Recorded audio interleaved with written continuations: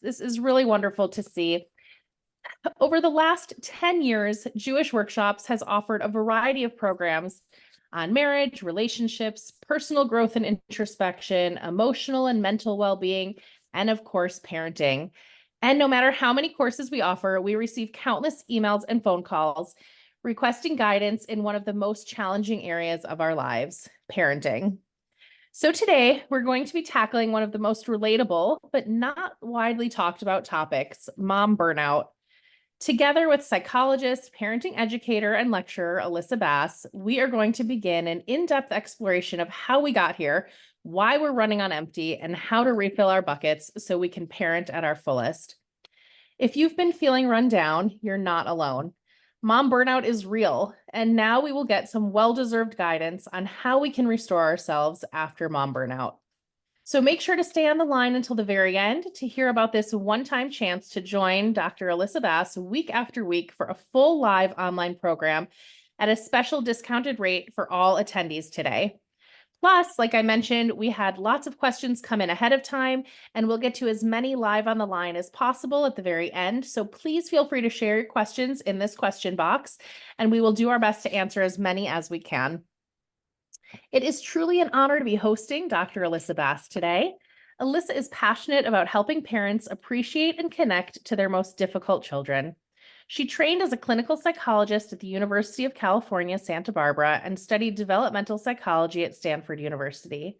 In addition to her academic credentials, and perhaps more important, Dr. Bass is a mother of 4 unique and wonderful children. Her personal journey as a parent of a child with multiple hidden differences gives her deep compassion for the complexity of parenting children who the popular parenting books are just not written for. Ilyssa, we are so grateful that you are joining us today. I'm going to go ahead and pass the microphone right over to you so we can get started.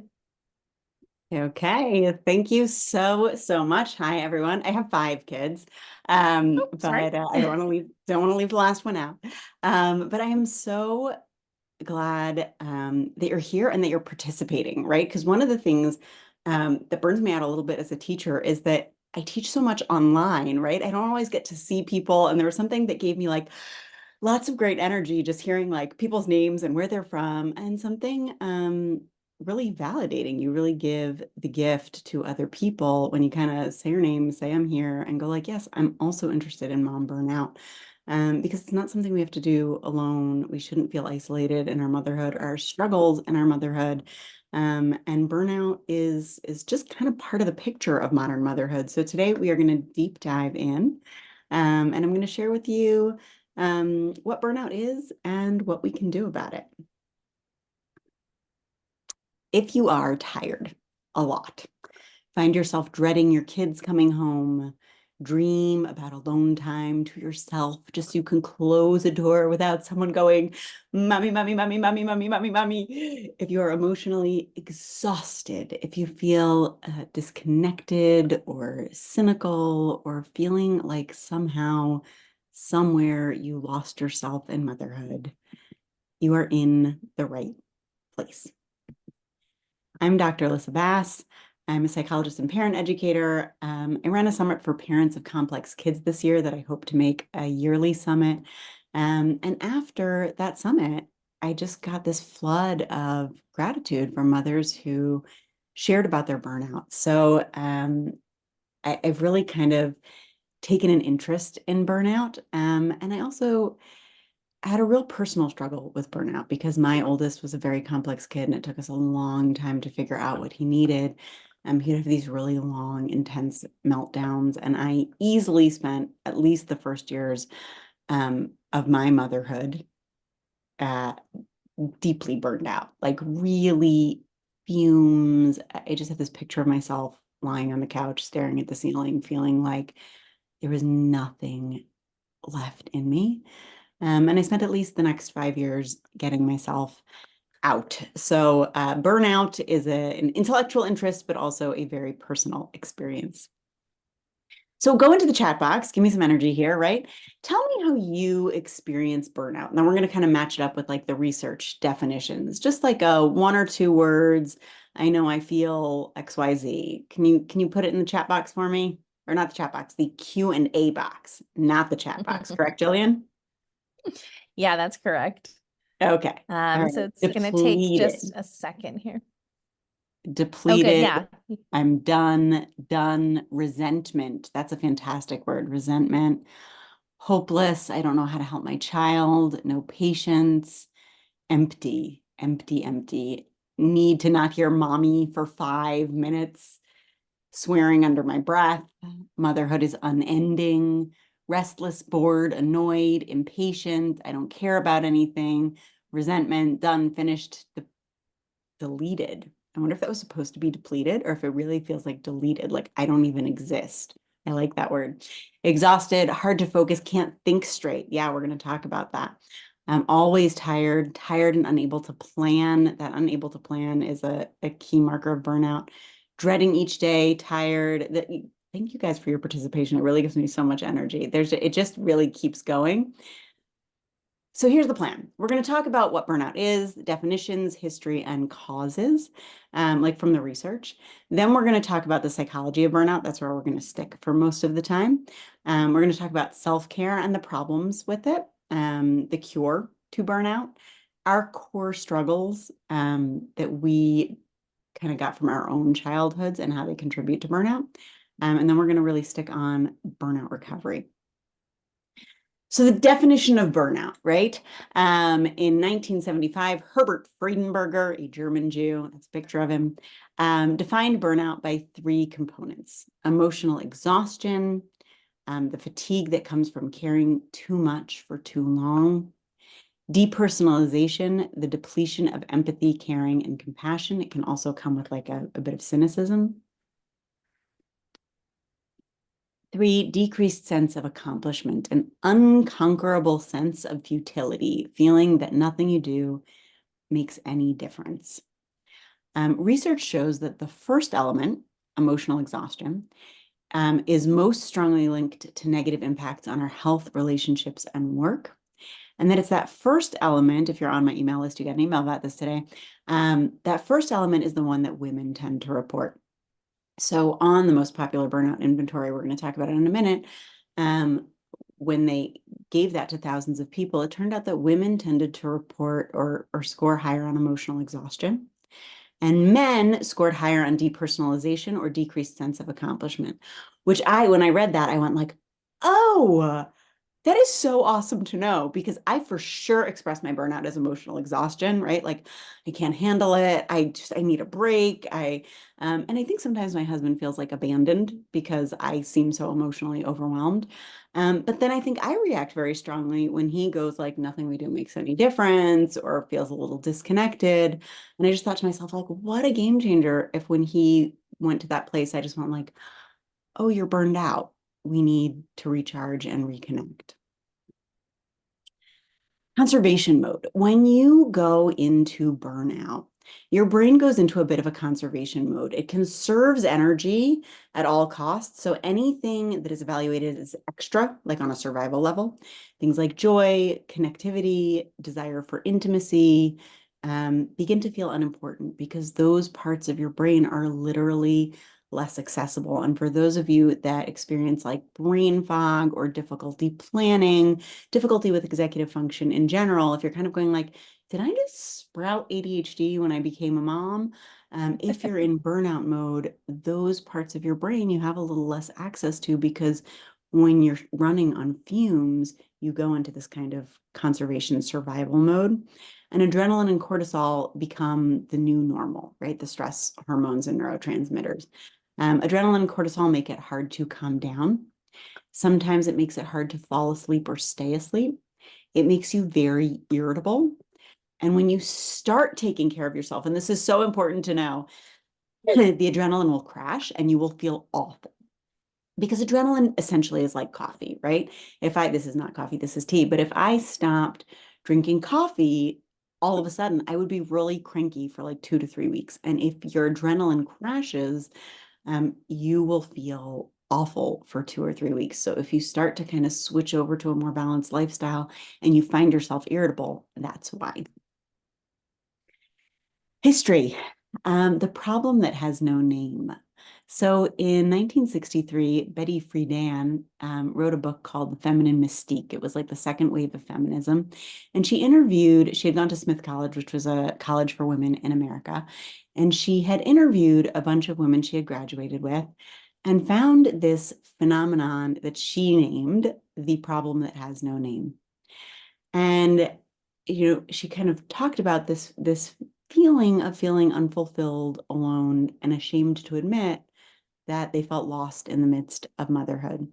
So her assumption was that women needed to go out into the workplace, right? That they needed more to life than just their family and their home. Unfortunately, in 2002, which was the most recent kind of burnout survey I could find, 46% of women in the workplace reported feeling burned out compared to 37% of men. So going to work wasn't the answer to burnout, right? And there's a notable gender gap between women and men on the issue of burnout, with female workers showing 32% more burnout than their male counterparts, meaning in the same job, women will show 32% more burnout. Why? We could spend a whole lecture just trying to figure out why. But I think we all kind of know that we're balancing a lot of home and work, and we're kind of trying to find that delicate balance so that we feel filled. And sometimes even when we find the things that fill us, that guilt that we're not doing the other thing, right? Like working mommies always feel guilty that we're not more at home, and stay-at-home mommies always feel like maybe they should be out working. Like no matter what you do, you just can't win. So primary burnout causes. Christina Maslach came up with the Maslach Burnout Inventory in 1981 to measure occupational burnout. And this is kind of the gold standard in burnout. And she identified 6 primary causes of burnout. This is in the workplace, right? One was workload, either too much or too little work, that people who are understimulated also feel burned out. A mismatch of control, meaning they didn't have enough control or autonomy over their work. Reward and recognition. And interestingly, when I kind of read through this subcategory, it wasn't about how much you got paid at work. It was really much more about, do you feel recognized for the efforts that you're putting into work? Community and relationships, mostly like, are you feeling isolated in your work? Fairness, are there fair processes in place, right? Like if you feel like you can never get a promotion, or the promotions aren't worth it, and a mismatch of values. So when we think about motherhood, right? Workload. There's always more work to be done, right? Control and lack of autonomy. Our lives are run by school calendars and extracurricular activities. And we would love to get out and take care of ourselves more, but we have to do this and that. And reward and recognition, right? I don't know how often you guys get a thank you for making a nice dinner. I usually get chicken. Community and relationships. I happen to live in Harnof, Jerusalem, and have a wonderful park crowd, but I do, when I work with parents in different areas, certainly in the States, I think one of the things that's happening kind of like in suburban neighborhoods is that everyone kind of has a park in their own backyards. And so there's a lot more isolation that Baruch Hashem comes with affluence, but it can feel lonely. Reward, yeah, we did reward and recognition. Fairness, are there fair processes in place? It's never fair when you're a mommy, right? You do a lot and other people don't do as much. And are there promotions? I don't know. Mazel tov, now you're the parent of a teenager. You got promoted to more hormones and door slamming, right? Are there fair processes? It's fair, but it doesn't feel like I just got promoted, right? And values. When I work with parents, I hear over and over and over again that we all value connection with our kids. And yet there is something about that hecticness of life right now that no one feels like they're connecting with their kids enough. Sometimes I think it's unrealistic expectations. Sometimes I think it's just that, there really are so many kids with so many things to do that we often feel like even in our own home, we're not mothering according to our own values.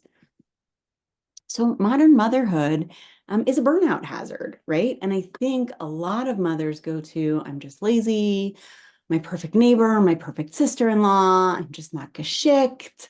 And I'm going to kind of challenge us today to ask, like, what if we zoomed out and instead of trying to better ourselves by beating ourselves up, committed to taking active steps to live vibrantly, which I'm going to say is the opposite of burnout, right? Vibrant living where we feel full.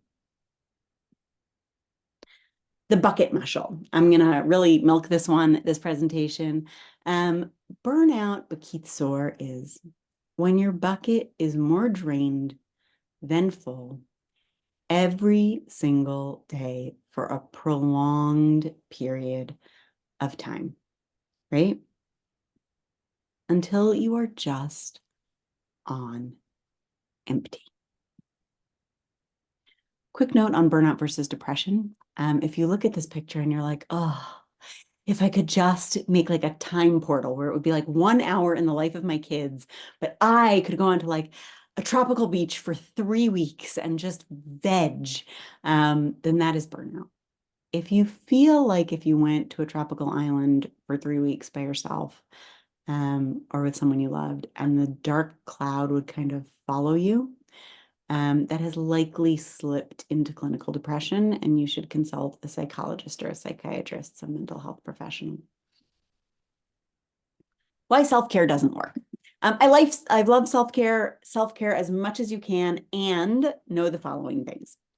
What gets called self-care, right? A manicure, a pedicure, even a day away, usually pales in comparison to the day in, day out drain, like nervous system level exhaustion on your body. To if you try to relax when you're filled with adrenaline and cortisol, you will feel agitated and you will need to complete that stress response before you can relax. Does that ever happen to you? Like you go like, oh, the babysitter came, or my husband came home, or whatever it is, and now I can lie down for a minute, and you lie down and you're like, oh my gosh, like my skin is crawling. If you self-care and that really is what you need, like I said before, you may feel worse before you feel better for about 2 or 3 weeks. And Band-Aids are necessary, right? You take a day off, you go out to dinner with a friend. It's amazing, it's important, but don't confuse that with the cure. So what is the cure for burnout? Fill your bucket every day more than you drain it. But that's not practical. Let me know in the Q&A. Did you feel that? How many people got that? Like as soon as I said it, fill your bucket every day more than you drain it. How many people got but that's not how life is. Did you get that? Hold on, I'm just kidding. Yes, yes. Wait, go back. Totally. Yes, yes, yes. Yep. Yep. Right. So as soon as we go to, oh gosh, that makes sense. If I really kind of at the end of every day went, was I more drained than full? And B'derech Klal, I made sure that I was more full than drained. I would not be burned out. But we have this tremendous resistance to it. Why? Because we have real stuff in our lives. I have financial problems. My husband has ADHD. I have no support. I have a special needs child. I live in a teeny apartment. My kids are crazy. I hear it all, right? So I have to overfunction and hold all the pieces together. I have to ignore my needs, my wants, my emotional world, or my personal favorite, the combo, I have to overfunction while I ignore my needs, wants, and emotional world. Because if I don't, everything will fall apart. I will be unsafe in the world. I won't be able to handle it. My husband or my kids will feel, insert something you were taught, we were never allowed to make somebody else feel, right? Uncomfortable, angry, whatever it is. So take a deep breath. Some of you may hear those as thoughts.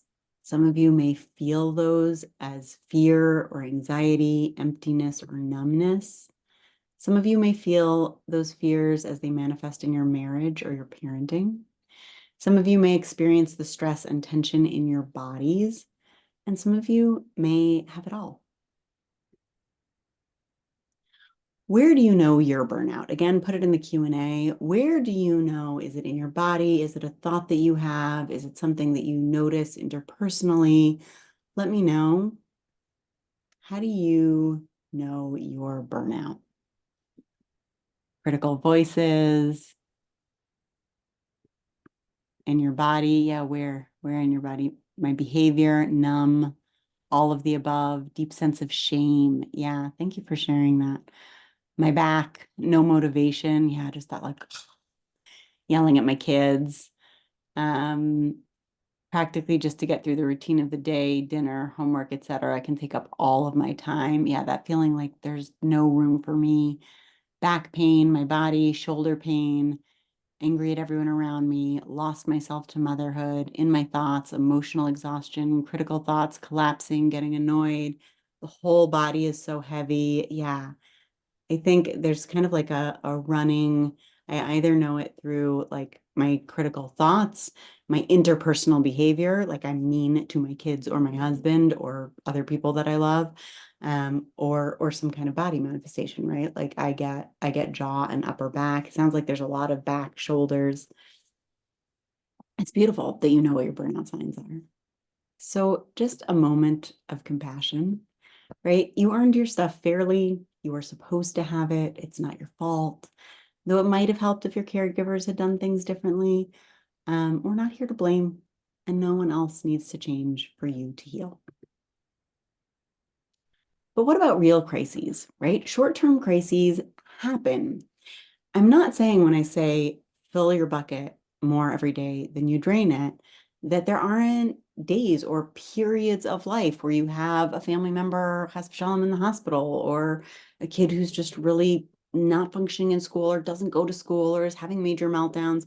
There are real crises in life. But burnout is not the result of short-term crises. If you are someone who lives generally feeling like it's okay to fill yourself more than you drain yourself, then you may get drained from a crisis. But when the crisis passes, you will replenish yourself, right? Burnout is about long-term drain. Resilience, because life will throw us real periods of depletion, it is really important that we have some reserves, right? We kind of go like, well, I can't have my bucket filled because there's these crises, and we need to kind of swap that on its head and go like, no, life is going to have its nisionos. So I need to live with water in my bucket. It may not feel comfortable at first, right? If you're used to being more drained than filled, it may feel indulgent. You may have to meet your own guilt about letting yourself be full. Withdrawals happen, right? So we need to make deposits so that there's flow, right? There is such a thing as underspending or undergiving, and that's also emotionally depleting. So some people try to kind of hold on to the water in their bucket as opposed to like, I fill it, I pour it into my kids, I fill it, I pour it into my work, I fill it, I pour it into my relationship, I fill it, I pour it into the housework, right? There should be a flow. We're not just trying to like never stress ourselves out because that is not how life works, right? And in terms of stress, I think one of the most amazing pieces of stress research in the last decade, and it's come out through a number of different researchers, is really that it's not the amount of stress in your life that has to do with your long-term happiness or even health. It's really how you interface with stress. If you go, stress is part of life, it's expected, it's really about how I rise to the challenge of stress, then you have great health outcomes, right? Whether or not you've had major stress in your life. And if you see every little stress as this isn't supposed to happen to me and it's catastrophic, then it really does have major health repercussions. So core struggles, the leak in the bucket. Our core struggles, right, are things that worked for us in our childhood, but don't work as an adult, can make it hard to make adult decisions about our stress. What do I mean? So these are 3 different clients with all the identifying information removed. But I want to make it really, really clear how we can not change the stressor, but when we've identified our core stress, then some more adult energy gets on board so that we can problem solve the stressor. Ready? I'm going to draw it out for you. So one client had a real financial issue. Her husband had lost his job, and they were really trying to figure out what the next steps were. And her core struggle that we got to in therapy was that she struggled with holding on to her needs in the face of other people's big emotions, right? Her husband was having very big emotions about this change. And it had left her in a sort of paralysis, right? She wasn't able to hold on to her needs. She was just kind of trying to manage everything. And when she sort of identified that as her struggle, right? And went, okay, what are my needs? Even as he's having these big emotions, she went, I still need help. I can't drain myself because we don't have this income coming in. And she found free babysitting and low-cost counseling. Do you see that? Am I drawing it out clearly? I'll go through another one. I had another client who came in and her son had gotten a diagnosis of high functioning autism. She looked at her husband and was kind of like, oh, I think that's going on also, right? And Perfect Tikkun, her core struggle was that she struggled with making her voice heard. She had a number of very loud siblings in her childhood, and she was by nature quieter, and found that it was easier in tension to just not say anything. And when she identified that as her struggle, she kind of went, okay, so I'm married to someone who's not going to know my needs unless I put them out there. I'm going to have to figure out how to get my voice heard. And she found an amazing couples counselor who specializes in this. Last example, I hope this makes it clear. This was a client who's objectively bad at housework. She had grown up messy. She had very intense ADHD that was never diagnosed. And she was a creative. It was all over the place, you know. But because there was a lot of criticism about this in her childhood, she had really struggled with making like externals tied to her self-worth, right? If my room is neat, then I have mom's approval. And if my room is not neat, then I don't have mom's approval. And when she got to kind of her core struggle with that, it like liberated some adult energy to come on and ask for more help, change her own expectations. She actually went on this binge and just got rid of like half the toys in the house. And she consulted about ADHD medication. So I want to just kind of highlight this point that all of these things, no money, husband on the spectrum, objectively bad at housework, none of those things changed. But all of these clients had gone to like, because of that, I have to live depleted all the time. And when we had kind of gone to like, what is your core struggle and kind of what's the tikkun, right? How can you do this differently? It liberated some possibility so that they didn't have to live more drained than filled every day, even though the stressor did not change. Cultural learning and expectations. Okay, just checking on where we are on time. Oh, we're good. We live in a burnout culture where the same magazine that gives us self-care tips gives us beautiful pictures, right, of dinners that take hours to make and kids in matching clothes and homes with white couches. And I don't really fault the Jewish magazines for this. Like they have to get people to advertise in the magazines to cover the cost, right? But nobody's advertising what my home really looks like on a Tuesday afternoon, right? They're advertising their matching kids' clothes and their furniture and their whatever it is. But we do get these messages that like that's what things are supposed to look like, even if it's not conscious.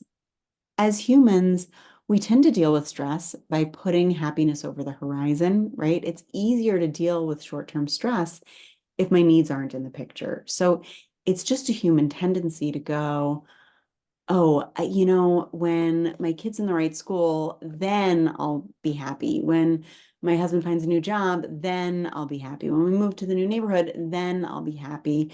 And I'll just kind of hold my breath until that thing happens. And the leaders of the feminist movement themselves have noted that as they increased opportunities for women, they also increased expectations, and men's expectations did change, certainly on the task execution level, right? Meaning in a lot of companionate marriages where mom and dad are working, dads will think that they're doing 50% of the work in the house or somewhere close. But what they're not taking into account is that usually the woman is doing all of the planning and all of the follow-up, right? What does that mean? That means like dad might pack lunches for kids in the morning and feel like, yeah, in the morning, mom gets kids dressed, I make the lunches equal. But really, who did the shopping to make sure that the food is there and who unpacks the bags after so that she knows what the kids are eating and aren't eating. And then she has to, right? So that planning and that follow-up, women are holding a lot. So burnout recovery. Let's get into it.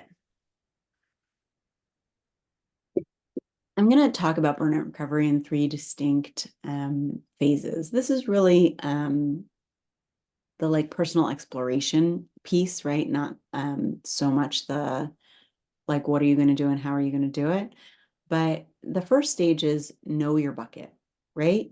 Who are you deeply? How do you maintain your integrity, meaning the integrity of your bucket? How do you make it that it doesn't fall apart? I'm going to talk about this more in a minute. And how do you discharge stress is a very, very important thing to know about yourself. Know your water source, right? What do you know about your tafkid? What gives you chiyas? What makes you feel connected? Burnout is not about being busy. If you're busy with a bunch of stuff that you love, you can be fine. But if you're busy with things that don't feel connected to your purpose or connected to meaning or connected to some spiritual ideal, you'll feel burned out. And know your leaks, right? Those core assumptions I was talking about, those core struggles. What core assumptions do you go through life with that sustain being more drained than filled every day? So I'm going to expound on these ideas, right? Know your bucket. What does that mean? We are all in a goof. We're all in a personality. We all have our kind of unique makeup, right? Just to go with the mushel, you can't leave a metal bucket out in the rain. You can leave a plastic bucket out in the rain. You have to water coat a wooden bucket. You don't have to water coat a metal bucket, right? Like we all have different ways that we have to generally care for ourselves so that we are okay. Sometimes people are very sensitive to food. Sometimes people need a lot of social interaction. Sometimes people need a lot of intellectual stimulation. We have these kind of basic intellectual, emotional, interpersonal, physical needs. And we also have a way that is unique to us that we discharge stress, right? For some people, it is exercise. For some people, it is a good book. For some people, it is verbally processing it with a friend. But when we have stress, and there's just so much stress in our everyday life, right? Traffic and kids yelling and whatever it is, we need to really know, and I'm going to go deeply into this in the course, how we complete our own stress response. Because if we don't, it is kind of, it ruins the integrity of the bucket. You end up with leaks or rust or cracks because you're not able to discharge your stress, right? Too much stress on a physical bucket will eventually make it disintegrate. Know your water source, right? So ultimately for us, this is Hashem, but each of us has our own unique pipes for connection, right?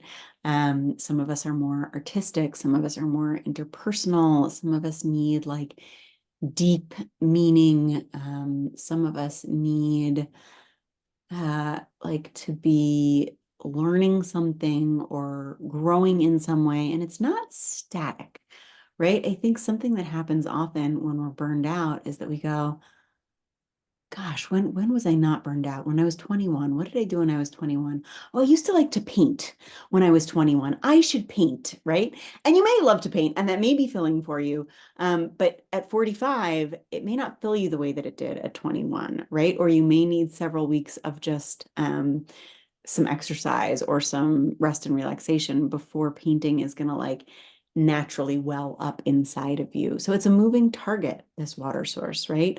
I used to be tremendously fulfilled by school. I really was kind of nerdy. I liked school. I liked graduate school. I didn't like every minute of it, but I liked being a student. If you asked me to go back to graduate school today, I would cry. That would not be fulfilling for me at all, right? So it's a moving target. And know your leaks, right? That hairline crack in the bucket. I think for many of us, with as many stressors as we have, the leaks in the bucket are our own internal world about that, right? If you're gonna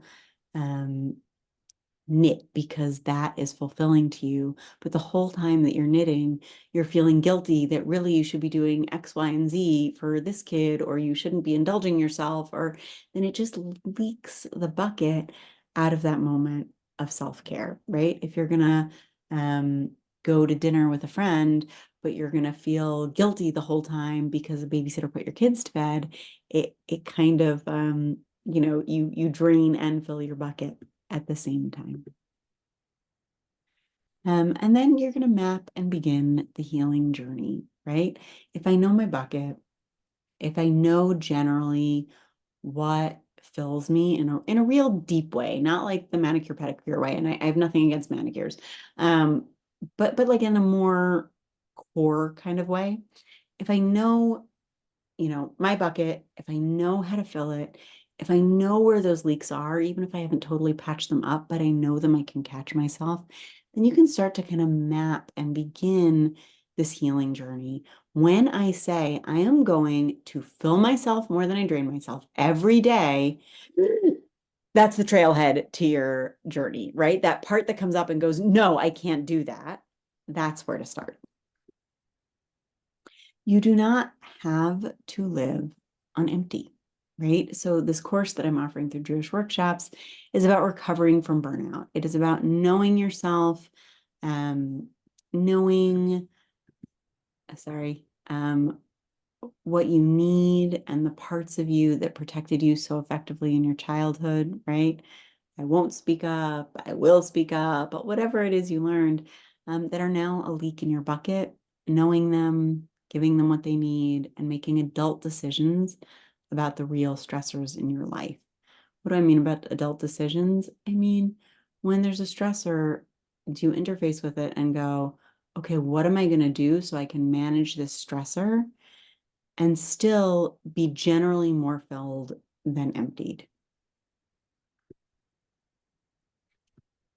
Do you have, this is for the chat box, do you have a like a physical burnout sign? So we talked about thoughts and feelings, and for me, it is my chocolate intake. When I start to slip into like a running on empty, I eat chocolate. It's just something I know about myself. Put it in the chat box if you know you have something like this. Yes, chocolate addiction, gummy bears. Someone saying gummy bears.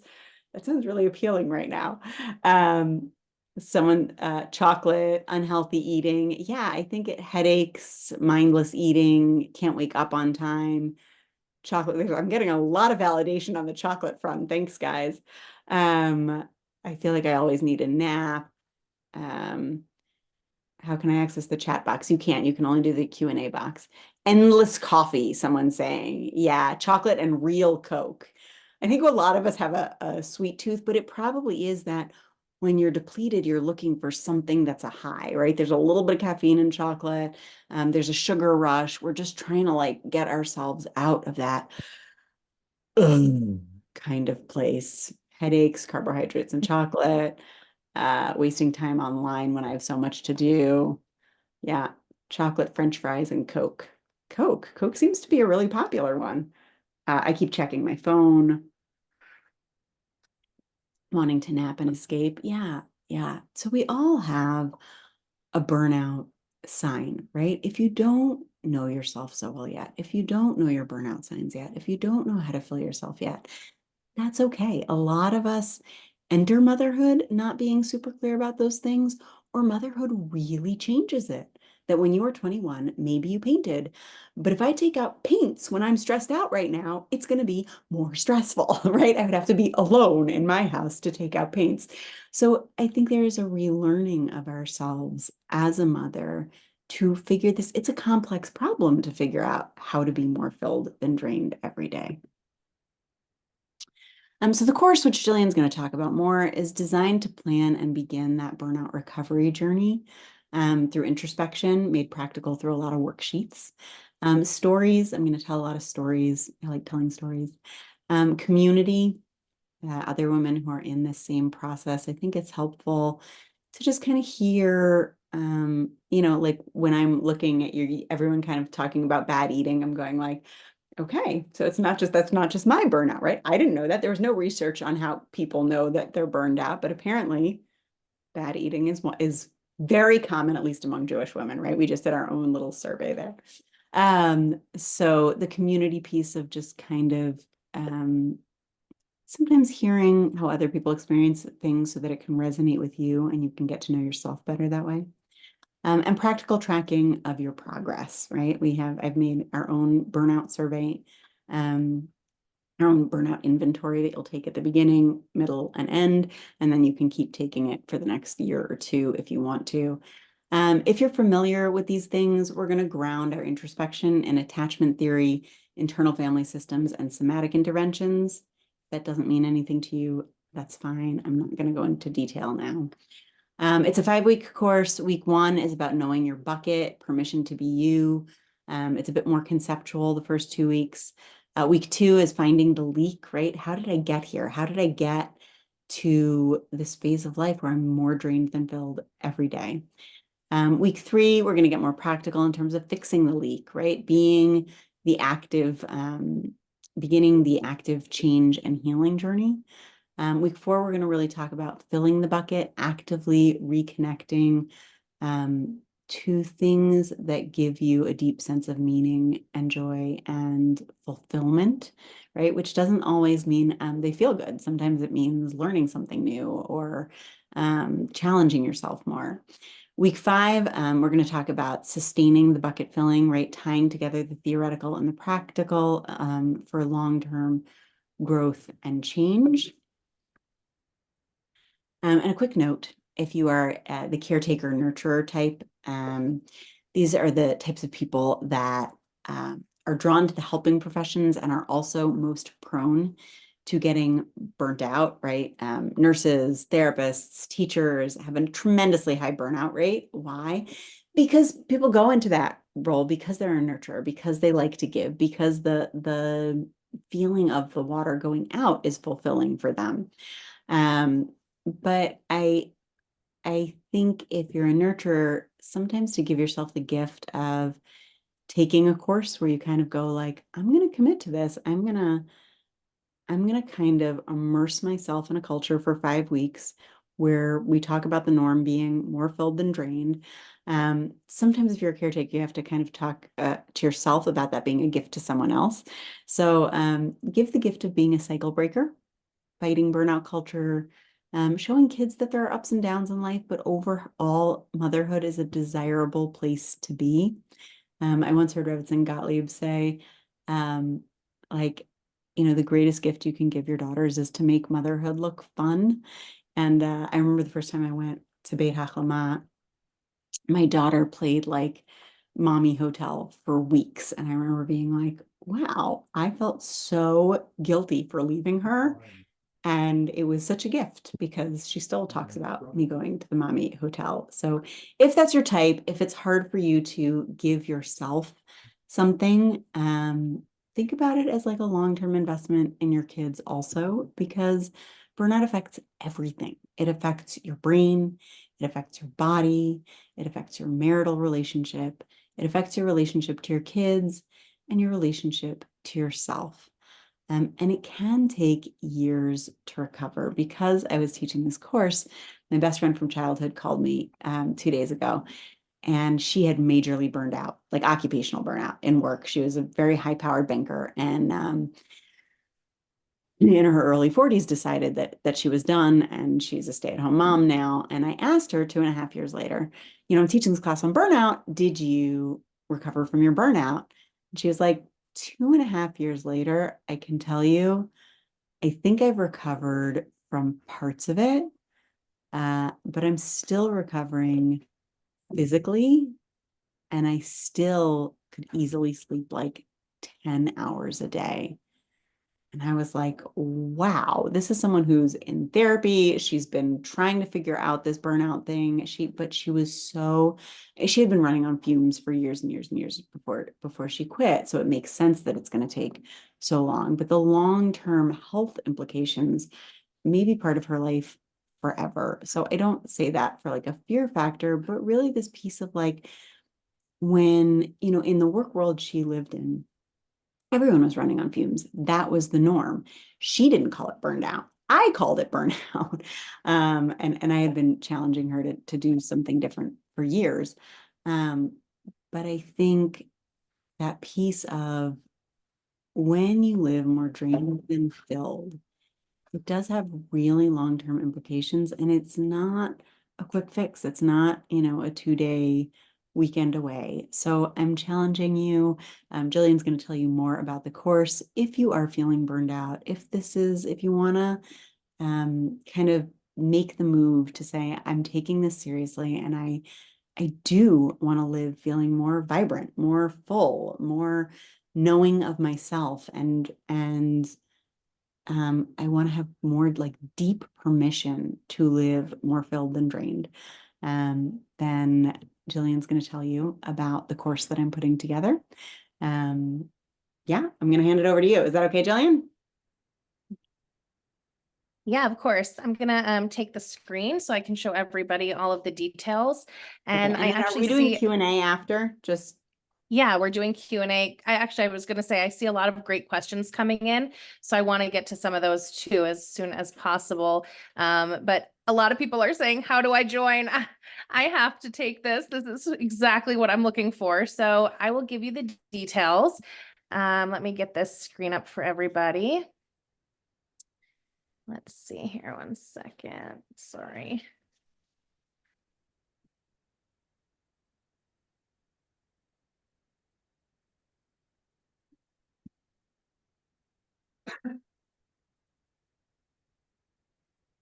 Okay, great. So here we go.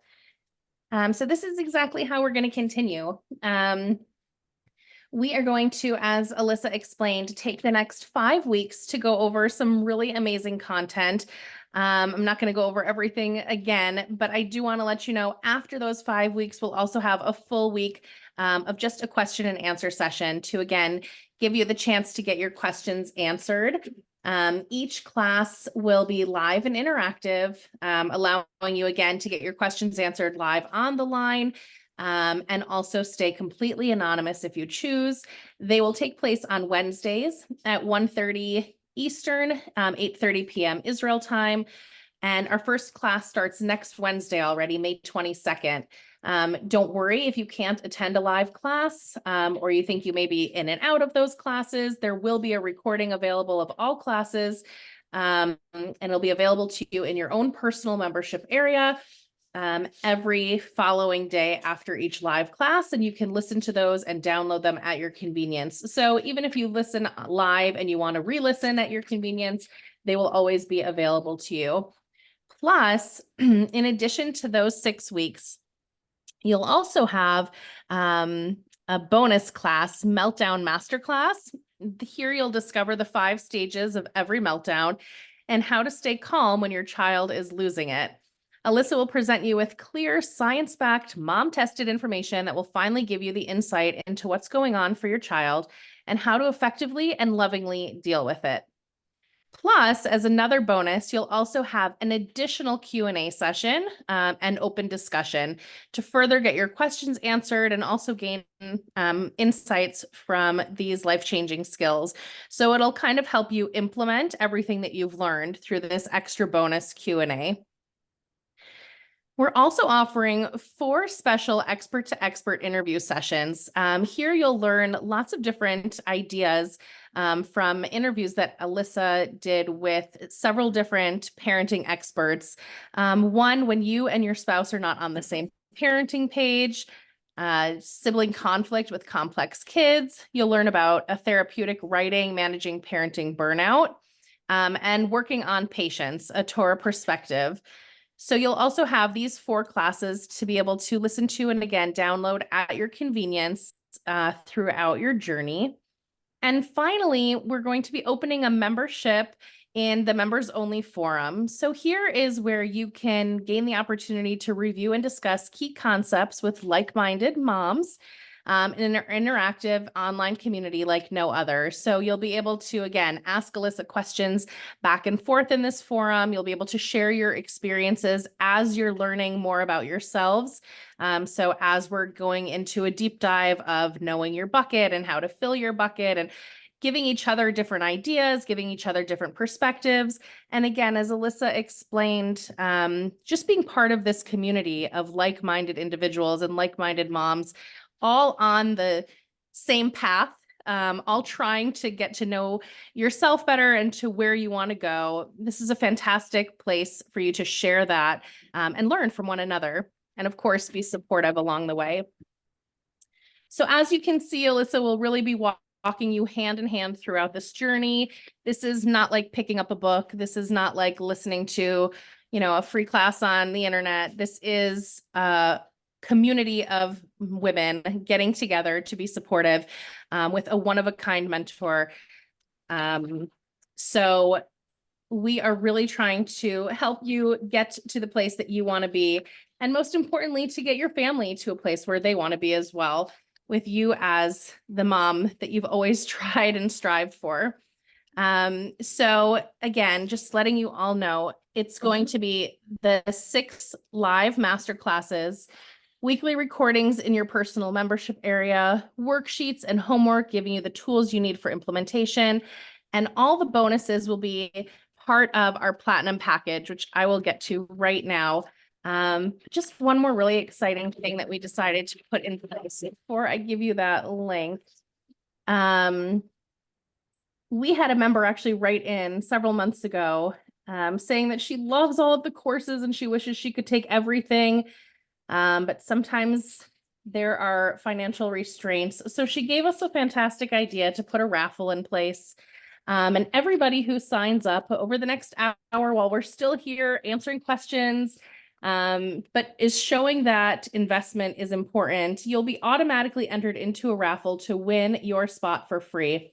One lucky winner will be chosen tomorrow, and you'll get a special email where your payment will be refunded and you'll get to go on this journey with no charge to you.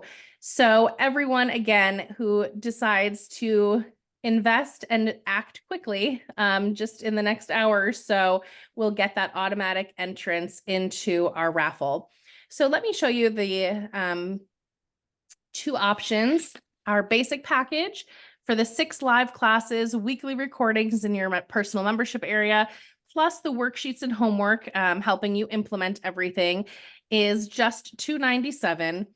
Or you could become a platinum member and get the 6 classes, the weekly recordings, the worksheets, plus all 4 bonuses, which will include that additional live Q&A implementation session, the Meltdown Masterclass, the 4 extra interview sessions, which really have fantastic insights into different areas of parenting, plus the community forum to help share your wins and get support. That's just $397. And there are payment plan options in place when you go to purchase. So please don't worry about that and putting all of the money out up front. You can certainly pick a payment plan that fits your needs. So I am going to put it into the chat box right now. It's www.jewishworkshops.com/restore. And let me see, sorry. Okay. www.jewishworkshops.com/restore. And there you can choose either the basic or the platinum option. And you can actually just go ahead and copy and paste into another browser. So you can stick with us and continue to listen to the questions and answers. You don't have to go out of the webinar to register and grab your spot. Spots are limited. So please make sure to go quickly and get automatically entered into that raffle. And once you're in, please just come on back. Again, you can put your first name and the words "I'm in." I'd love to be able to welcome you. And if you're having any difficulties or need help, please make sure to come on back and let us know, because I have Sephora here and Hannah here, and we've got a wonderful support team who's able to give you a call and help you register over the phone if you're having any difficulties. In the meantime, I do want to get to some of these questions. And of course, please, again, come on back and just let us know when you're in. In the meantime, here's a really great question. Ilyssa, thank you so much for this terrific class today. I don't necessarily struggle on burnout. I'm pretty good at filling my bucket, though rather I would say I struggle with emotional burnout, being I went through a lot of life challenges. Is this course for me? I think that piece, the piece of the leaks in the bucket, I think, if you're familiar with IFS or somatic interventions or attachment stuff, we are gonna kind of go into what our roles were as children and how we brought that into motherhood. So if that's an interesting exploration for you, then it is. I think also, I think certainly those of us who are older moms we feel like we've got number 1 and 2 down. Yeah, I know myself, I know what fills me, but we are going to kind of talk about there may be some surprises, right? Because I am going to talk a lot about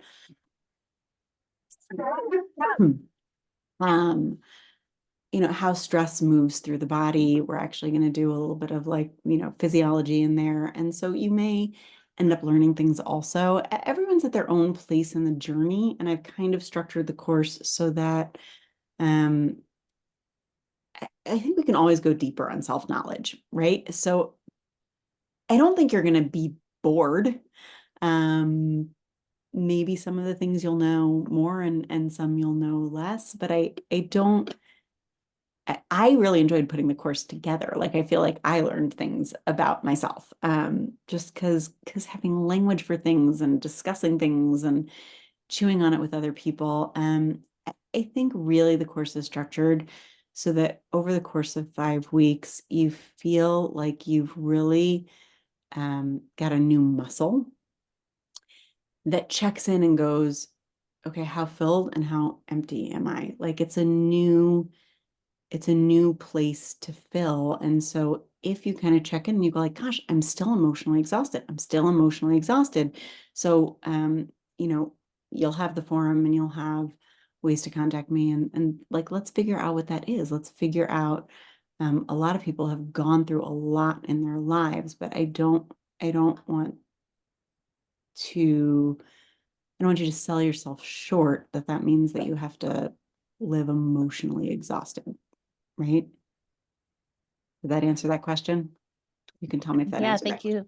you. Yeah. She actually added to note, I do have one very challenging kid, which got me onto the line, but it's certainly not my main struggle in life. So I do think that you addressed that. Thank you. I actually I've seen so many questions come in, so we definitely want to get to as many as possible. I just want to go ahead and welcome our one of our newest members, Sarah. Welcome. It's very exciting to have you. And again, just a reminder to come on back and let me know when you're in with the words "I'm in." You can put your initials or your first name, and I would love to be able to welcome you as well. I've tried to do courses like this before. I find I have very good intentions, but end up not following through. How can I make this work for me? That is a fantastic question. And this was my concern about doing a course on burnout was like, well, doing a course for burned out mommies is going to be for burned out mommies. So how are people going to show up and follow through? And so I think you saw a little bit from my presentation. I, I keep it spicy. I have quizzes and I have worksheets and I'm a good storyteller. I'm going to do my best. You have to kind of know where you are and how important this is to you right now. It is really hard to follow through when you're burned out, when you feel like you are on empty. That first step forward is a hard one and no one can do it for you. Right. So I'm going to do my best as the teacher to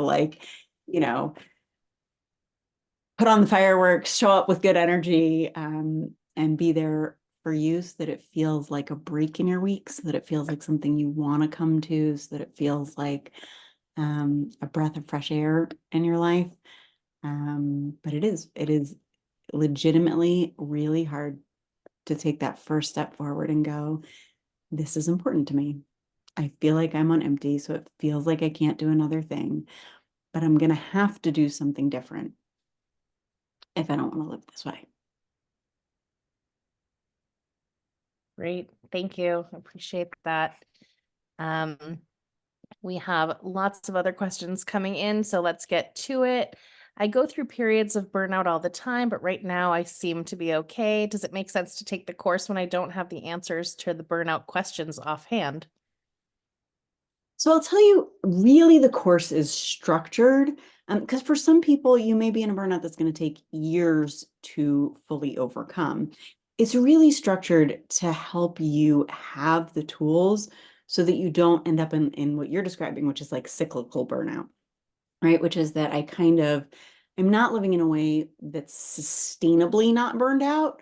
So kind of when life is generally good, I'm not burned out, but then every time, something flares up, then I end up burned out. So I think a lot of women have that experience of, you know, sometimes I'm burned out, sometimes I'm not burned out. But the course is really structured to help you develop the habit of checking in even when you're not burned out, to just know when you're low, so that you're less likely to slip into that burnout place. Great, thank you. And we've actually had a few other questions, so I'm going to group them together. Um, can this take the place of therapy? Will this take the place of therapy? I'm in therapy right now and it doesn't seem to be working. Will this course be different for me? It's definitely not individual therapy. It's much more guided, meaning it's like, here's a worksheet of some really common ways to discharge stress. Try some out this week and see what works for you, type of thing. Your therapist's not really going to hand that to you. It's different because I can't give the individual attention that I could give in therapy, but it's very, very targeted just to this question of burnout, right? So I would say it can definitely be a supplement to therapy. It depends on what you're working on in therapy also.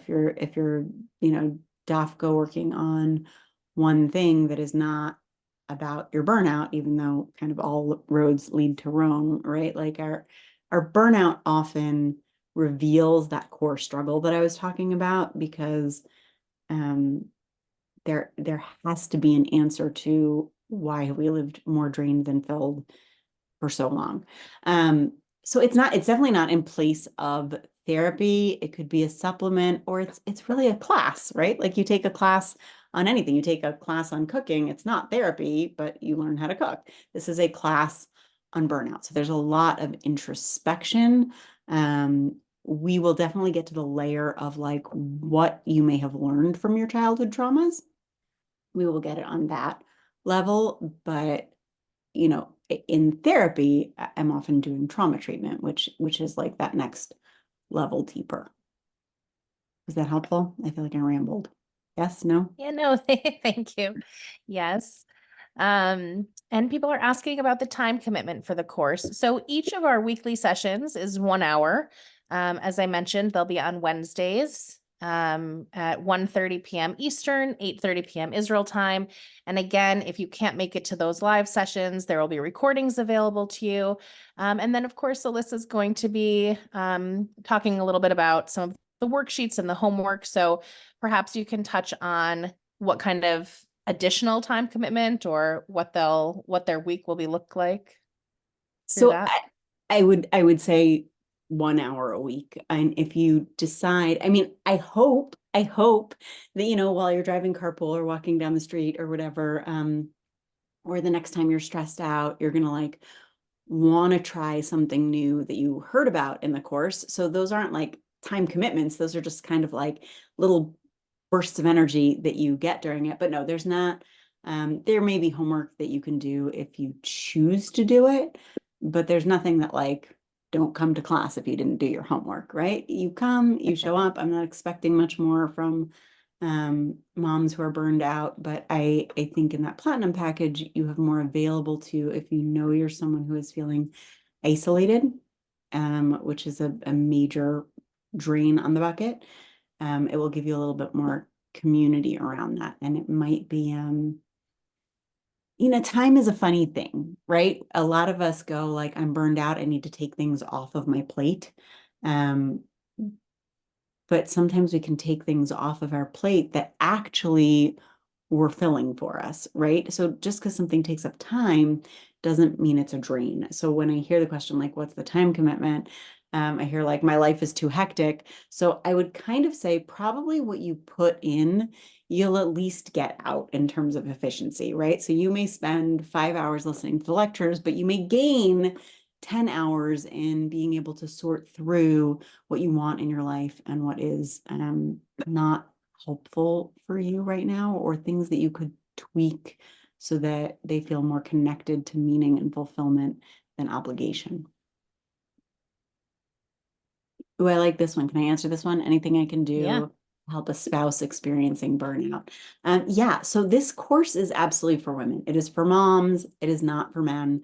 But I think a lot of the things that you learn, and we will actually talk about having a burnout conversation with your husband, or other people you're raising your kids with. I think it's really important as we know more about ourselves and what makes us burned out, how we're taking care of ourselves, how we're shifting something in a new way. I think it's imperative to share that information with a spouse. So, sorry, you will learn some things about helping your spouse with burnout, but also opening that conversation, which we'll talk about, can be really, really powerful. I really found it a game changer when I learned that piece about like men will score higher on depersonalization and lack of efficacy, right? Because we're certainly gendered that way in my marriage, that I go to emotional exhaustion and my husband goes to like nothing's worth anything. And I really think we both feel abandoned by the other person when we go to that place. So reading that piece of research was like, ah, wow. Next time he goes like, nothing's changing anything, I'm just gonna go like, oh, you're burned out, right? So those little things, but we will definitely be talking about opening that conversation with a spouse. Thank you so much. I do want to just go ahead and welcome our newest members. Simi, welcome, and Rena, welcome. Sarah, welcome. Shira, welcome. Please, again, just come on back and let me know with the words "I'm in" and your phone number. I'm sorry, and your first name. I saw somebody had a question with help registering. And so if you do need some help registering, please come on back and just put your name and your phone number right here in the chat box. I'm sorry, the Q&A box. Everyone still is 100% anonymous, so nobody will see that except for obviously Jewish Workshops team, which is here to help you register. So please feel free to come on back and just put your name and phone number in if you need some help. I do want to get to a question that came in a little bit earlier, and that was, what if I don't know myself deep enough to know, A, if I'm really burned out, and B, about my bucket at all, how to fill my bucket, if my bucket's depleted, what my bucket is. I'm not sure if I'm even, in the right place. Then you're definitely in the right place because you need to know these things. You need to know these things. It's important because there's just so much we can do. And I really do think that culturally, burnout's kind of like the new normal. It's important to know what your needs are, how you fill yourself, and what leaks your bucket. So I think if you're really feeling like, trust that intuitively you showed up to a 2-hour lecture on mommy burnout. So that didn't just happen. You had a lot of other things you could have done. You're here because something about that spoke to you. And I think if you're in that place of feeling so lost, this is going to be like candy for you. Thank you. I just had a quick question come in about the community forum. Is that a place just for community support, or will Ilyssa also be answering questions in there? So it is 100% a place for community support, but Ilyssa will be frequently answering questions and helping point people obviously in the right direction throughout your journey. So that is a wonderful place to be able to go in between sessions to certainly share as you're learning throughout the different sessions. Again, I mentioned, we know so many people aren't necessarily able to join live. So when you listen to that class and you have a question or you want some guidance in a certain area, the community forum is the best place to go because you can get real-time answers and also see again how other people are reacting and interacting with that information. Welcome, Anne. Wonderful to see you. And let me see if there was anybody else that I missed. So happy to welcome you. And let me get to some more questions here. Have you seen any, Ilyssa, that I'm missing? Yeah, someone was just commenting. It's not really a question, but it was a beautiful comment that the comment, we might sometimes take things off our plate that we're filling for us. She's saying she often gets advised to serve quick, easy suppers like frozen pizza, but preparing healthy meals is emotionally fulfilling for her, even though she's overwhelmed with all of her responsibilities. So I just want to like touch on that. And it's such a beautiful point because what I hear in it is there's this sort of cognitive error we make often, right? By trying to like put ourselves in someone else's shoes. And then we try to kind of solve their burnout by what would be most helpful for us, right? And so I think often when you're kind of on the park bench or talking to your sisters or whatever, and you go, I'm so exhausted, you get all this Itza that would be what would be helpful for them. Um, and part of what we're going to do in this course is really help you have a language for the things that are filling for you. Because, like she's saying, if making healthy dinners really is nourishing for you and you like that, then we want to find a way for that to happen, right? But that's hard. The same way that some women might need to like stretch themselves to just find 15 minutes to listen to that podcast or read a book or whatever, because they just need that intellectual stimulation. For you, there's something about preparing food that feels filling for you. And it's hard to do, right? So we kind of have to like zoom out and look at our lives and what is filling us and what is draining us and go, what's a given in my life? What's just a have to, right? This kid needs vision therapy, this kid, whatever it is. And where can I wiggle it so that those things that are filling me have a little bit more a little bit more space. I hope you find a way to make your beautiful, nutritious dinners, and also to like let that in when you're doing it, right? Because there is that night you have to do the frozen pizza, but while you're doing it, take a moment and go like, oh, tonight I got to do that thing that's really satisfying for me. And I'll go one step further. If you really find it nurturing for yourself, you may even want to do it like not when the kids are around so that you can kind of get that feeling of like really giving to yourself and getting to do it uninterrupted. Beautifully said. Thank you. I see this beautiful comment also. Sometimes joining a course when I'm burned out becomes my lifeline. I think that is so true. And it's just really nicely said. So thank you for adding that in here. Okay, let me get to some additional questions here as they continue to come in. Let's see. How do I know if I'm burnt out or if I'm just tired because I work, have small kids to look after, and maybe I just don't get enough sleep? Yeah, so I'm sure you don't get enough sleep. I think probably all the women who are taking this course don't get nearly enough sleep. Maybe some of us do. I shouldn't sell us short. I and her right now have mostly children who sleep through the night. I think the difference, physically tired, it can cross over into burnout if you're physically tired for long enough. I think physically tired feels like if I get a good nap or I do something that's fulfilling for me, I can like connect to that. Um, like I'm tired, but I don't have that feeling of like drained or empty or those three things really: emotional exhaustion, um, depersonalization, like disconnection, like I'm with my kids, but I feel a little disconnected, um, and inefficacy, that feeling of like, ugh, like nothing matters.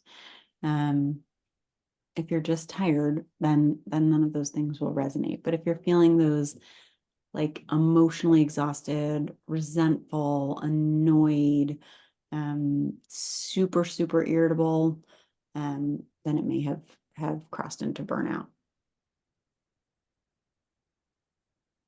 Okay, great. Thank you. Oh, this is a great one. Um, I'm gonna read this one. mhm. Sometimes I would feel happy and fulfilled with motherhood, but then I get comments from my family that what I'm doing is not enough. That's when I feel overwhelmed. Beautiful. 1,000%, 1,000%, right?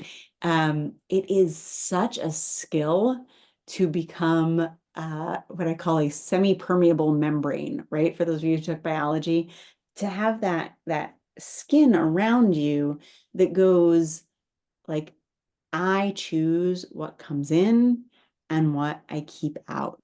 And I think that when it's your family, you need some kind of community, um, so that you have a place where you go like, what I'm doing in parenting or what I'm doing in motherhood, like I have my community around that.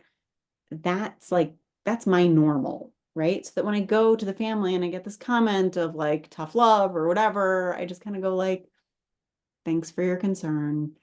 And then I go back to this community and I go like, that was so hard, right? You need to have that place that can support you because it is really, really hard, especially if you have complex kids, right? If you have that kid who's melting down, if you have that kid who is all over the place or is seen as disrespectful or rude by older family members, that is a real drain on motherhood to feel like you're being evaluated, even though you're spending all this time and often money on helping your child and helping yourself be the best parent you can be. So, a lot of empathy. And it is a skill. The more you know yourself, the more you understand your role in your family, over time. I am not saying it's not going to hurt. It's always going to hurt because it's hurtful. But over time, you may be able to bounce back a little quicker, like not have it hit your core wounds, just have it be like hurtful and it hurt and then it went. um, because I have my support and I do feel good about what I'm doing and I generally feel resilient. I think that was a beautiful thing to bring up. Thank you so much. Um, I've done a lot of uh, I'm sorry, I've done a bunch of self-exploration and I still don't have the answers to what my bucket is, how to fill it, what fuels me. Are we going to walk away from this really getting those answers? I certainly hope so. I'm going to feel real bad if you don't. That is the stated mission of this course. That said, you should all live till 120. I mean, there's more and more and more work that we can do on ourselves, and I think there's like layers and layers of subtlety. So, when you say you've done a lot of work on yourself and you still don't have these answers, I would challenge you. It's a little black and white, right? Do you not have any of the answers, or you're like a deep neshama and you want to get to like the kishkas of it right now? I imagine you know more about yourself just via time than you did 5 years ago, right? So we're certainly going to do our darndest to make sure you have those answers. And we're going to challenge ourselves to hold on to our gains, right? To let in those small aha moments that can be really transformative. I really like this question. Can kids experience burnout? 1000% kids can experience burnout. We will talk about this a little bit, particularly neurodivergent kids can experience burnout. Any kid can experience burnout because it's simply a mismatch, right? Remember that slide about Maslow? It's simply a mismatch between, you know, the amount of work the child can do and how much work is being expected of them at school, how much they need social interaction and what their social interaction is day to day, right? Just our general needs not being met. And some kids have, certainly our complex kids can have some really extreme needs, right? Some of our kids are really sensitive in a sensory way. So they just walk around with all this stress and tension, and going through a regular day drains their bucket, 200 units. And then they kind of come home, go into their room, put on some headphones, and they can fill themselves up 50, but just the mismatch is really, really draining. So kids can for sure be burned out in some ways. I think it's easier if you're a sensitive kid to be burned out. I think a lot of the big behavioral issues we're seeing are kind of burnout-y um, in that the world is such a stressful place, and our kids have very few choices about discharging that stress, right? They have to sit for long periods of time, they have to listen for long periods of time, they have to ask someone else to go to the bathroom, they don't get to choose what's for dinner. As adults, we do have a bit more efficacy in terms of influencing our environment or choosing our environment. So I think kids get burned out all the time. There is a lot of literature on autistic burnout and ADHD burnout, that's simply moving through the world in a way that is so different from neurotypical people. There's a tremendous amount of stress that builds up every day. There's a lot of talk about masking when you're different, but you spend all day in school and you kind of like go through the motions of doing the socially normal stuff. That's a really big drain on the system. And so you can end up burned out. It often gets misdiagnosed as depression, because it's cyclical, right? Like these kids or adults will mask and look totally normal, except they just keep having these crashes every couple of months. So yes, kids can 1000% be burned out. I think we're not going to talk a lot about kids. We are going to talk about it a little bit. But I think the whole burnout perspective, talking to our kids about like what drains you, what fills you. You're really moody and snapping at your sister. I wonder if you were just more drained than filled today. What can we do to fill you up? I have this really cute game that I started playing with my 3-year-old. I got it from a Becky Kennedy book, where I fill him up with mommy love, and he like shows me where I filled up to, like I hug him and he goes like, now it's up to here. But that piece of like, are our kids more filled than drained? Because for a lot of our kids, school and peer stuff is really, really draining. Thank you. I just want to go ahead and welcome our newest members before I get to some more questions here. Welcome, Miriam. Welcome, Leah. And welcome, Ellie Sheva. Great to have all of you. Just a reminder, if you have registered, just come on back and let me know, please, with your name and your telephone number. And I'm sorry, your name and the words I'm in. But if you do have some questions or need help registering, come on back and just leave your telephone number with us so that we can help you register over the phone. Ilyssa, I have someone here who wrote, I am feeling deeply burnt out. I think my whole family is burnt out and unmotivated right now. And I just feel like there is little hope for anything to work. There are a couple of comments like that about like full family burnout. So one, just like moment of compassion. When you're burned out, it's really hard to be around a lot of burnout. Because there's like a kind of negative, like I don't have a good word for it. It's just like a kind of weighty energy around it. And I think that the first step is mom kind of figuring out and modeling. I know what fills me, and I give that to myself, and I work on myself to know the ways that I can drain myself through my mom guilt or through my not letting my needs be known or whatever it is.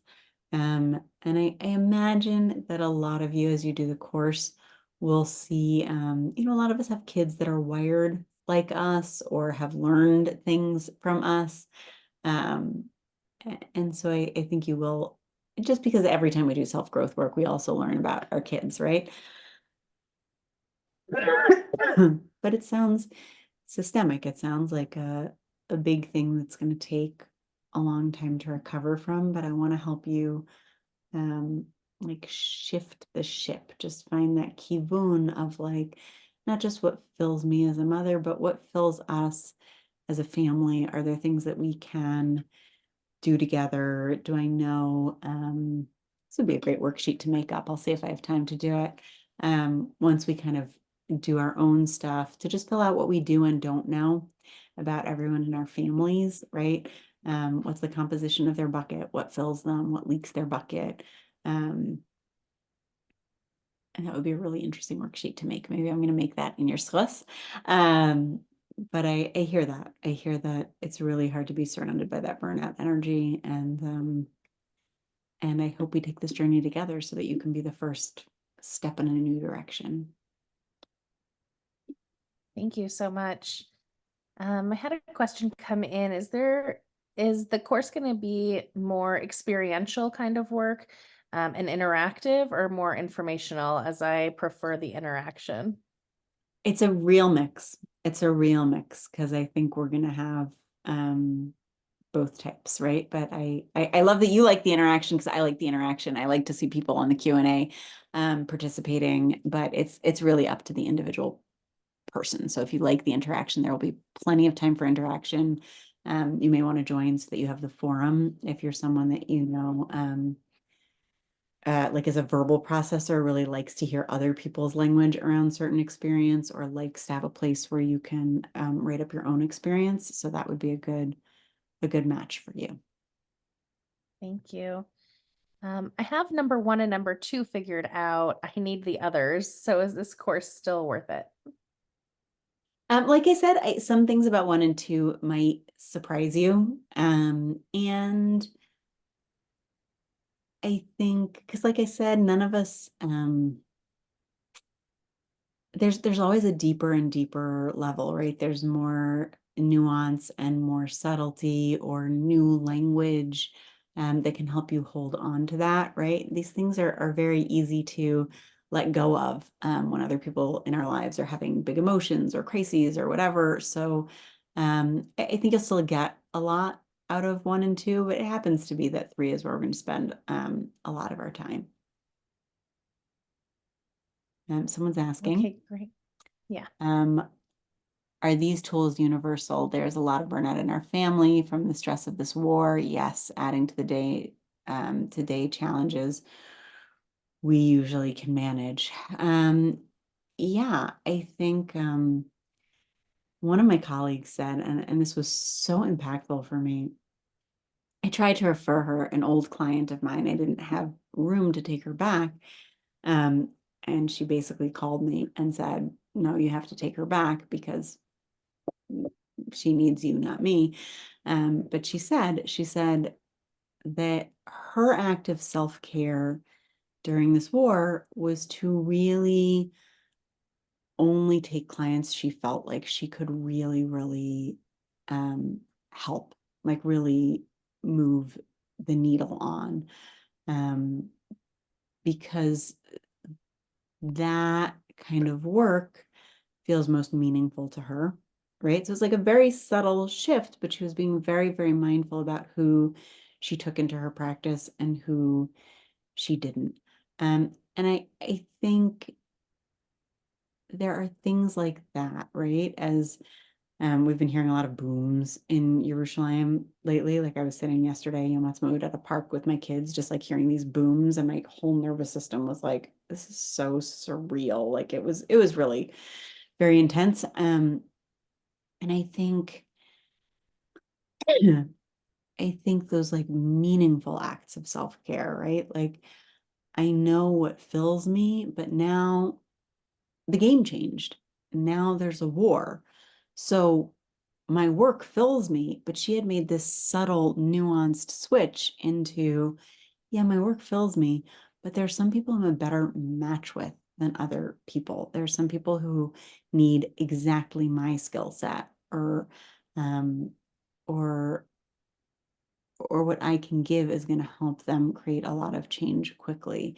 And so I thought that that was a real gift that she gave me by going like, yeah, the things that are in my life now, what are those little shifts I can make to just be mindful that like, yeah, there is a war, um, and craziness in the world and scary things. And so how do I live my life knowing that and still holding on to consciously filling myself every day?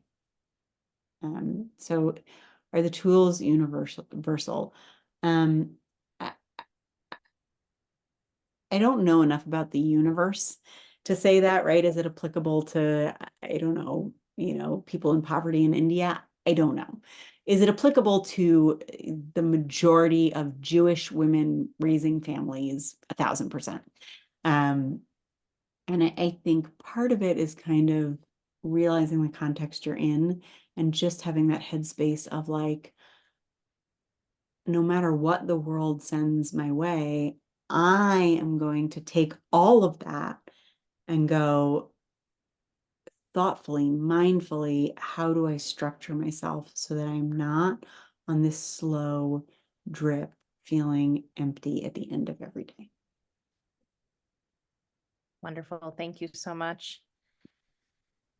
Um, is this course for someone going through a long-term crisis? I deal with it worse or better at different times. Is this course going to be enough to help me through that since my situation is not typical? Um, I can't make that not hard. Meaning this course is for sure not going to make that not hard. It's going to help you stay in the mindset of, because I have that really hard, crazy thing in my life, what else do I need to do in my life so that I'm not running on empty, right? There are objectively really hard things that most of us have to deal with. And given that, how do we live in a way that we don't feel empty, that we don't feel emotionally exhausted? If you have something that is genuinely emotionally exhausting, you are dealing with every single day, then where's your emotional support? Who are you going to? What's filling you emotionally? Because you have to be giving out that much. How are you going to get it in? It's going to keep that question on your mind. And like nature abhors a vacuum. If you hold that question, right? If the assumption is because I have this stressful, crazy thing happening in my life, I have to be burned out because I have this stressful, crazy thing happening in my life. But it's long term. It's not something that's stopping anytime soon. So you can't just push happiness over the horizon until this thing is over. Then you have to hold like, okay, so what are the shifts I have to make so that I can fill myself, given that this crazy thing is not going away? And if you hold that question, from your adult self, so little things will start to come in.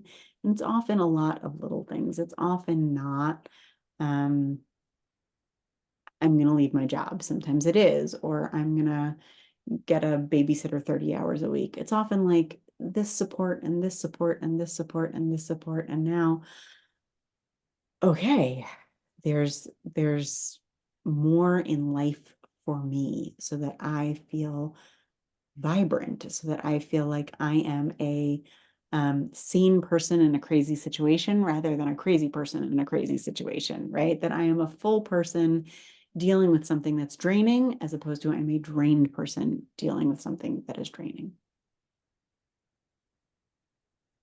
Thank you. It's really Someone's nicely said. asking if recovery from burnout is a long process. How do you not get burned out more while slowly recovering? It's a funny question. I think if the leak in your bucket is that my self-worth is dependent on how fast I'm moving, then that happens, right? Because you have to be moving fast to be feeling good. If you're on a hike with a 6-year-old, so you move slow and you still get to the top, but it feels like you're moving at a pace you wish was faster and you're still moving. So I think there's a lot about like letting that in, letting the slow incremental change in. Because what you don't want to do is go like, well, I've been burned out for 5 years. So if it's going to take me 5 years to recover, I just won't start at all. Right. So I think that's those pieces, right? Is letting in the slow progress, finding that leak in the bucket that makes it seem so overwhelming to move out of burnout slowly. I mean, hey, we'd all like a quick fix, but it takes as long as it takes, right? And it's not all or nothing. It's not like when I worked myself out of burnout, I was burned out and then 5 years passed and I was vibrant again. It was a very slow process.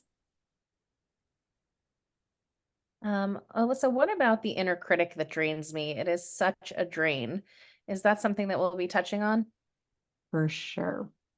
For sure. The internal family systems model, which is mostly what I work in, the whole Shita is about really understanding your parts and what they want for you, right? So my self-critic wants me to strive, right? By nature, I'm a very idealistic, striving person.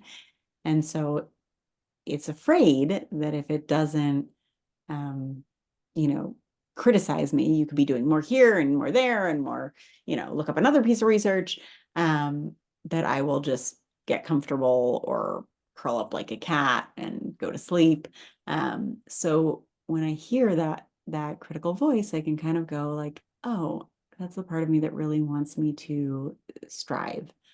So now I know it very well, and it's kind of a quick one, but it took a long time to kind of be able to say like I'm striving.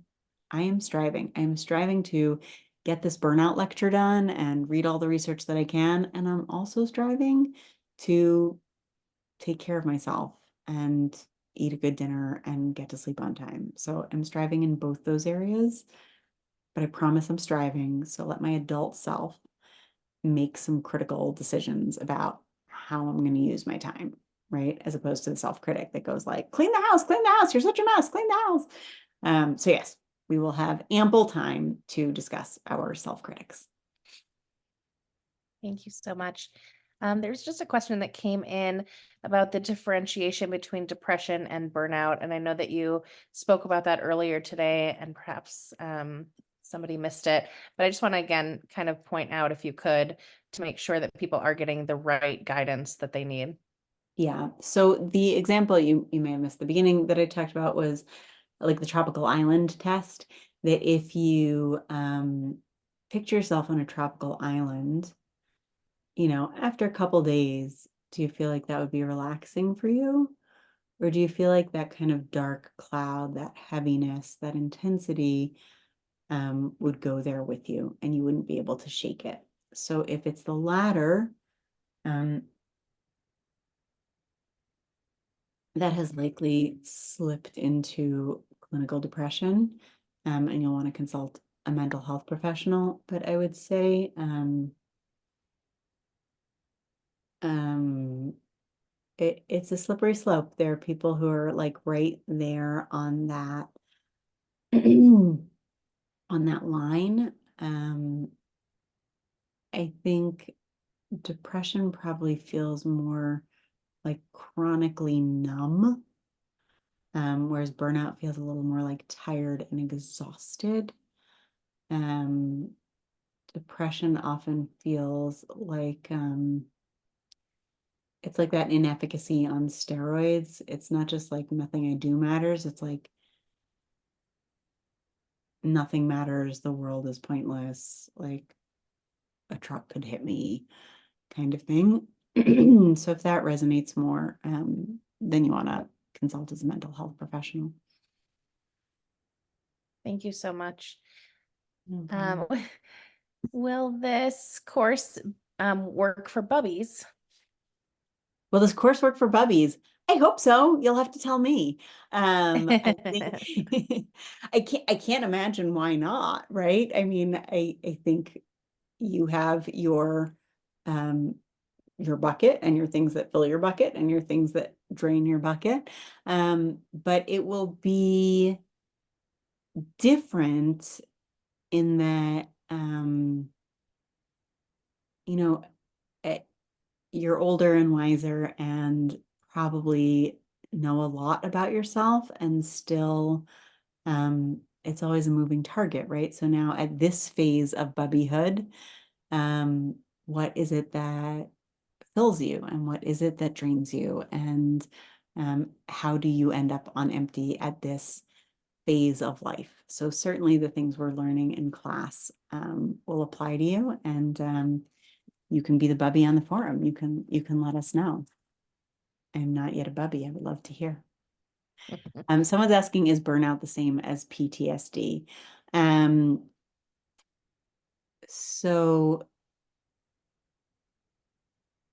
our early childhood traumas create those cracks in the bucket, right? Big T traumas or little T traumas.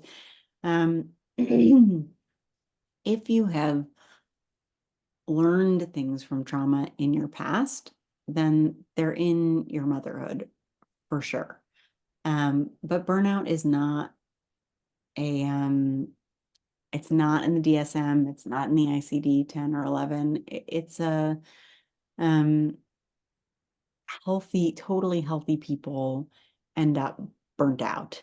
And people can function on burnout for long periods of time before there's health ramifications. PTSD technically as a diagnosis means it's impaired your functioning in some major way to qualify for the diagnosis. So yes, your trauma affects your burnout, but burnout is not PTSD. Okay, great. Thank you so much. Let me just go ahead and welcome some new members. I haven't done that in a while, so don't want to miss anybody. Welcome Esther, welcome Devora, and welcome Chaya. Wonderful to have all of you. You have all been put automatically into that raffle, so congratulations. As we are getting ready to close up here in just a few minutes, I want to remind everyone, if you'd still like to get automatically entered into the raffle, just go right now to claim your spot at www.jewishworkshops.com/restore.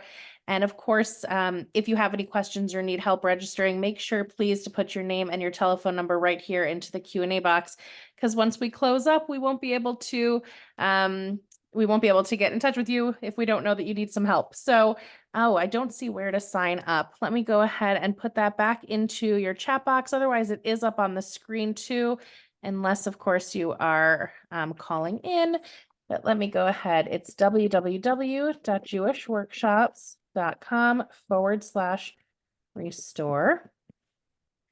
And you can go ahead and grab your spot now.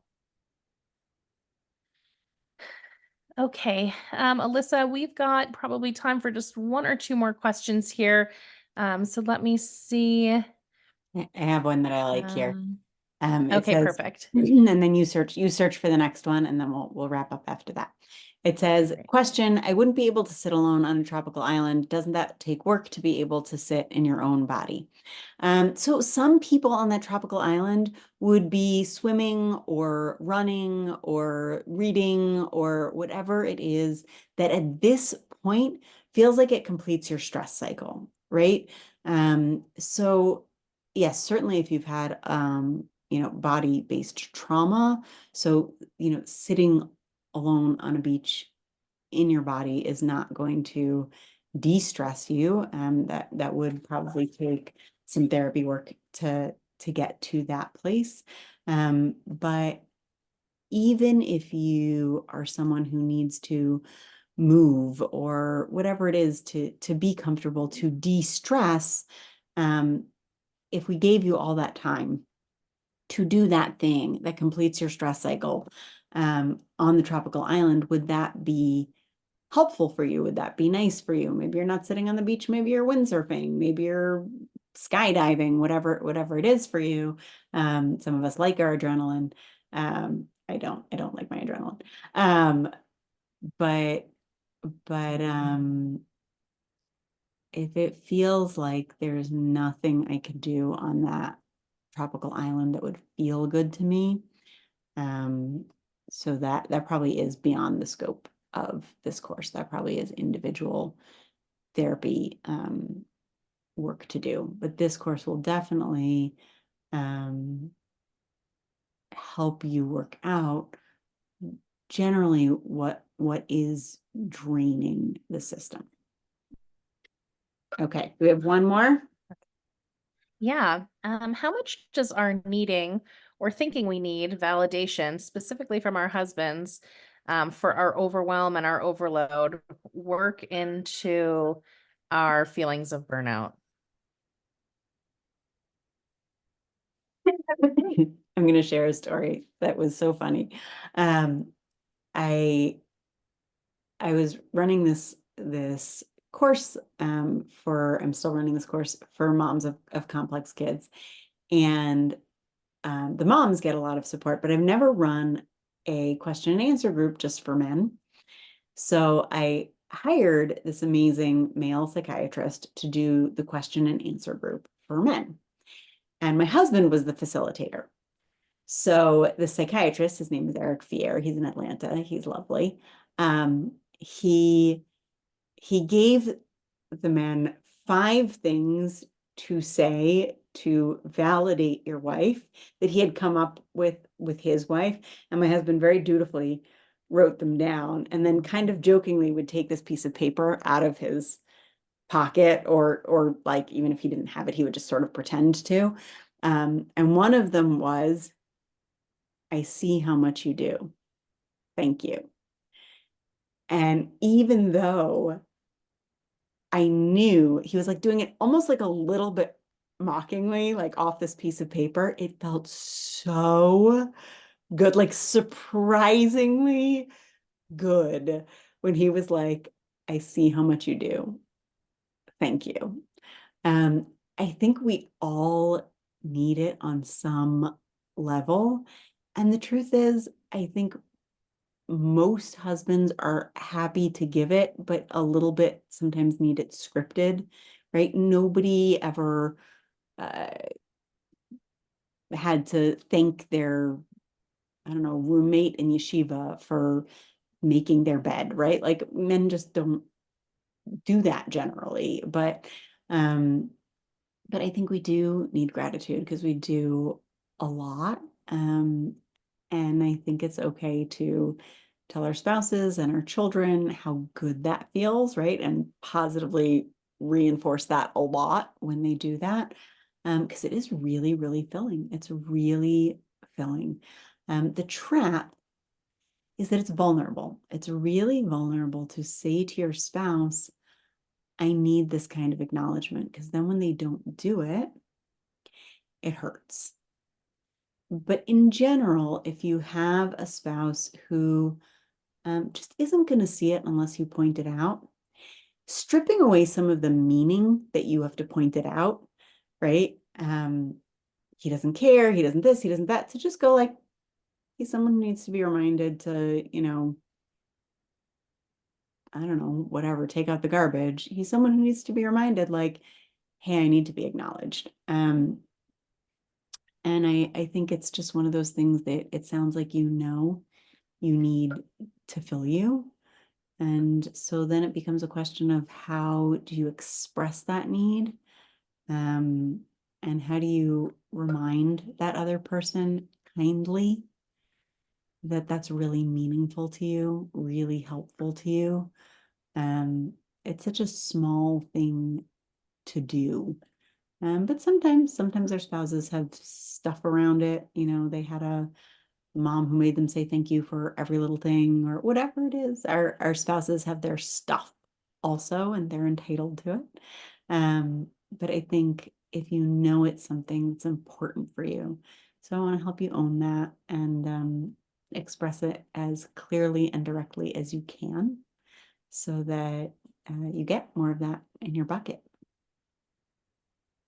Thank you so much. With just a couple minutes here, we've got, thank God, still over 100 people here on the line with us. So, Ilyssa, if you want to just leave with some closing thoughts, I'm sure some people are still on the fence or wondering, is this the right path for them? Is this what they need to help get them out of their burnout? So I'm going to turn it back over to you for just some closing thoughts here. Sure. So there are a lot of questions about, is this course content right for me? Is it right for my life stage? I think I know this stuff about myself. I think it's a fun course, and more than the content, it's committing to really 6 weeks, because there's that Q&A at the end.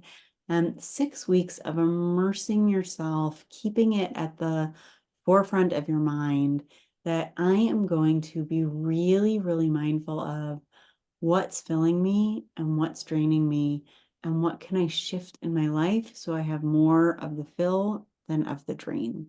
So if that feels valuable to you, if that's the only thing you get, that this kind of resets you to move away from the burnout culture that kind of goes like, go, go, go, do, make the dinner, buy the couch, matching outfits, whatever it is, to kind of immerse yourself in a different culture that goes like, you are an individual. What is filling for you? What is meaningful for you on a physical, emotional, interpersonal, intellectual, and spiritual level?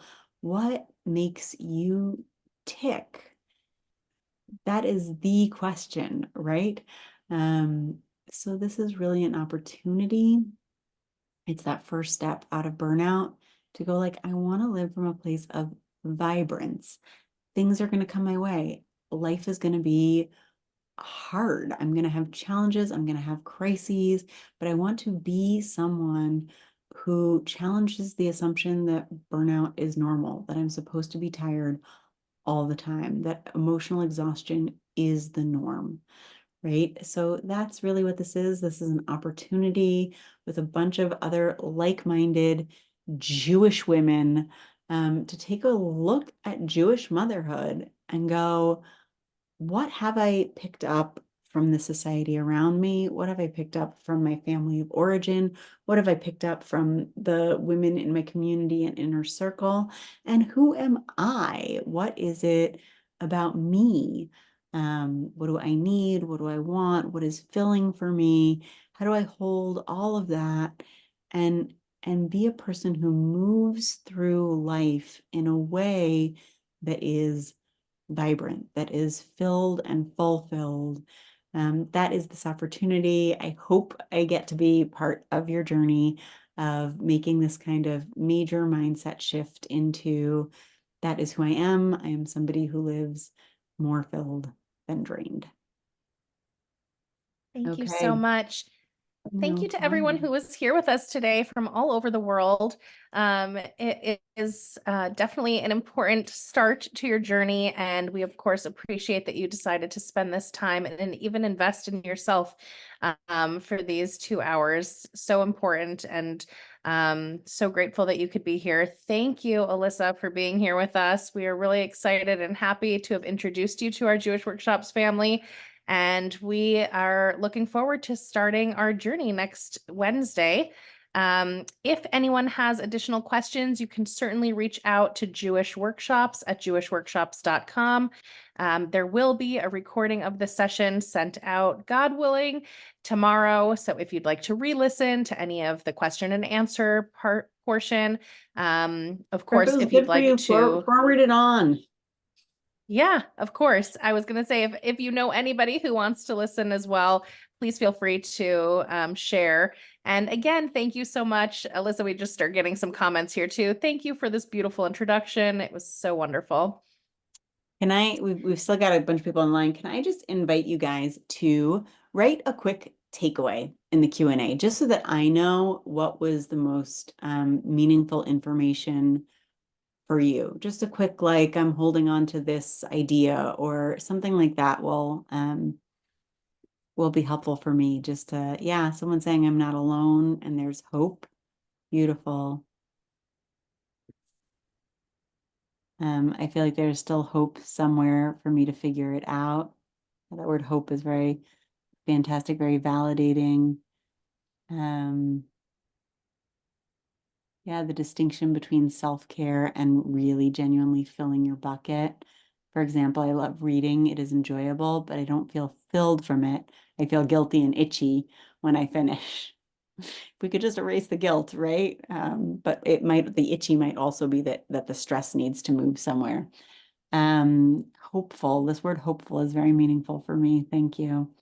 To be aware of your own personal bucket. What's the time commitment for this course? An hour a week. An hour a week. It really doesn't have to be more.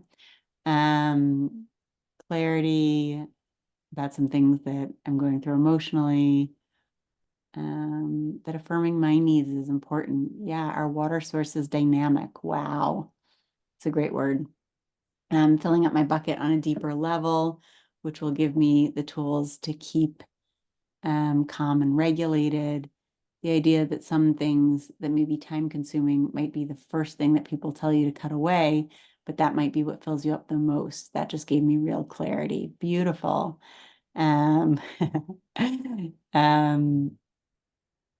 Fantastic. Fantastic. Thank you. We're at the 10 o'clock mark, so I'm going to cut it off, but I could read these beautiful comments for the rest of the evening. Thank you so, so much. And I hope to see you all in the course. Thank you. Have a wonderful day, everybody, or evening.